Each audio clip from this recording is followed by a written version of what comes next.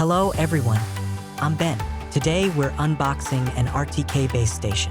Let's take a look at what's inside. Alright, as we open it up, we can see a piece of paper filled with text. This should be the product manual. Here we can see that it lists the accessories, so this is the accessories checklist. Now let's see what's inside. First, let's take a look at this white circular object. This should be the antenna. Take a look here. Next, we see this cable here. Not sure what it connects to yet, but we'll check later to see what it's for. Inside, there's a small black cable. This is probably used for charging. Now let's take a look at this box. It's labeled here, and it says this is the base. Let's open this box and see what's inside. Here, we can see something that looks like a screw. We'll check later to see what it's used for. And here we have a circular object, a metallic disc. It's labeled here, and this is the installation base. Here, there's a cylindrical object. Take it out and have a look. This is probably used to connect to other parts. We can check later where it connects. Here, we have a small black piece. This is likely the antenna that connects to the signal source. Finally, let's take a look at this item. This metallic rectangular box should be the base station's main unit, the central hub of our base station. So these are all the items included. Here, let's introduce the names of the items included. User Manual, GB-10WB,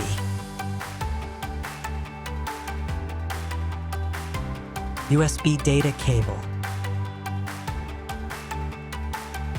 Wi-Fi and Bluetooth antenna,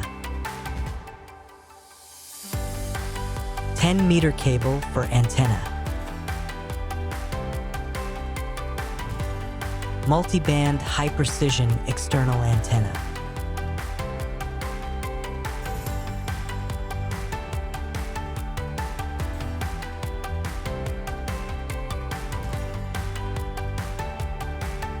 Now let's start assembling our product. First, here's the base. And it looks like we need to attach the stand to it. So here we have the stand. Now let's take a look here. This hole is smaller, so we need to use the thinner part of the stand. Let's screw it in first.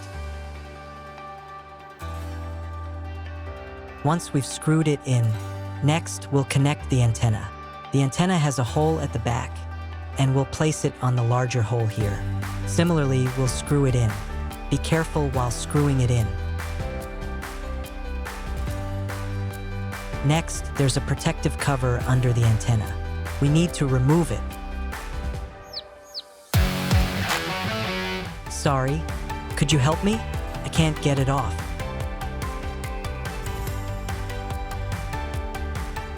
Thank you. Once we remove it, there's a hole here. Now we'll need a cable. It looks like not this one, but this one instead. There's a metal connector on the cable, which we can attach to this hole here. Let's secure it tightly.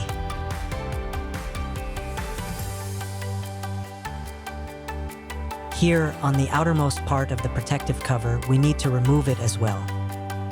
Remember, it has a gold connector inside, so don't twist it, just pull it off. Here we have the base station, and on the back there are two holes. One is labeled Bluetooth, and the other is labeled RTK. We need to connect this cable to the RTK port, so let's first remove the protective cover.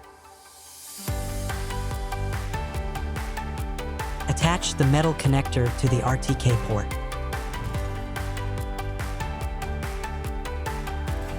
Once it's connected, there's another port labeled Bluetooth. We need to attach the Bluetooth cable to this port. Similarly, remove the protective cover and connect it.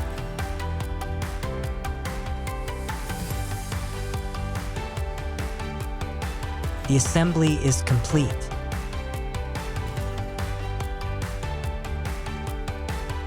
All right, let's give it a try and see how to set up this base station. First, we need to power it on. Once it shows this blue light, that means it's powered on. Now, let's give it a try and use this manual to set up our device. Here's an important note. It only supports Android phones and Android tablets. Supported versions, devices running Android 10 or above. Please scan the QR code provided in the manual. Once we scan and enter the link, we'll be directed to the app's webpage. From there, we can click the installation button. After the installation is complete, we click Open. Open the app, and a prompt will appear asking for permissions and to enable certain features. Please allow all of them.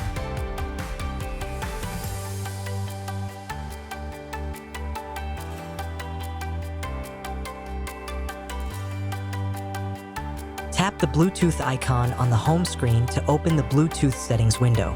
Once you're in the Bluetooth settings window, select the Bluetooth of the base station you want to connect to. After a successful connection, you'll return to the main screen. The Bluetooth icon at the top will turn green, indicating that the Bluetooth is successfully connected.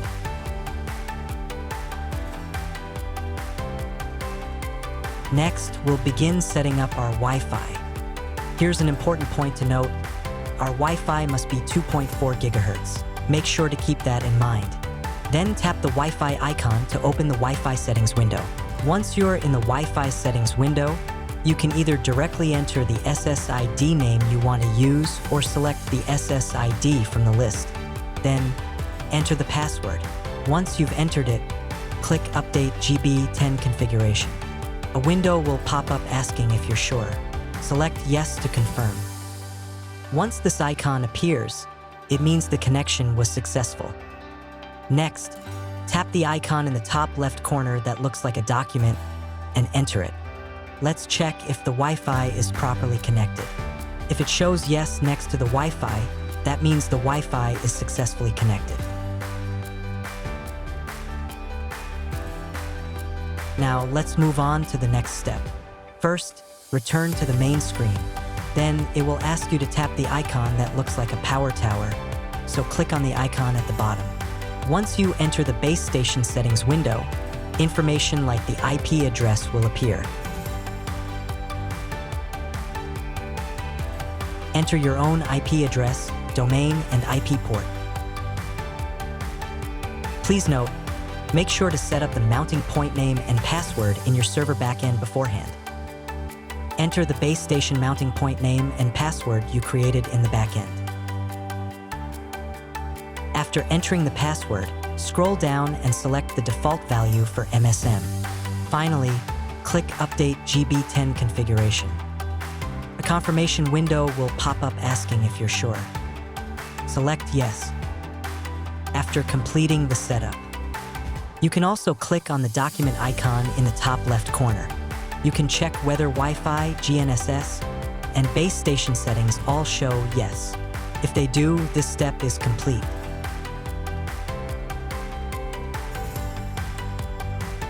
Now that the base station is all set up, the next step is very important. The manual says the device needs to be reset, and the reset button is located on the back of the base station. There's a black circular dot here. According to the manual, we need to press and hold the reset button for 1 second to restart the GB-10WB. After pressing, wait for 1 second. Here, we need to use GNSS Firebird to check if our data is being transmitted. Next, proceed with the operations on the computer side.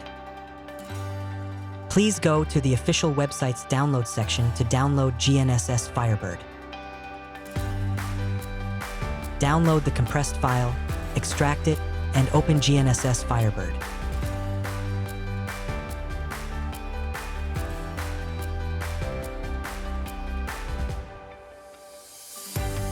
Select the Trip icon on the interface to open the Trip client. In the Trip caster setting, enter the IP address, domain, IP port, username, and password. Click on Get Source Table below the mount point on the right. Select the mount point name that you just set up in the app from the drop-down menu.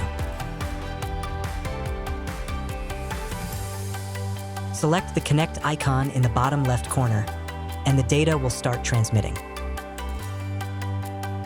Open the signal bar chart and RTCM info to see the data continuously uploading.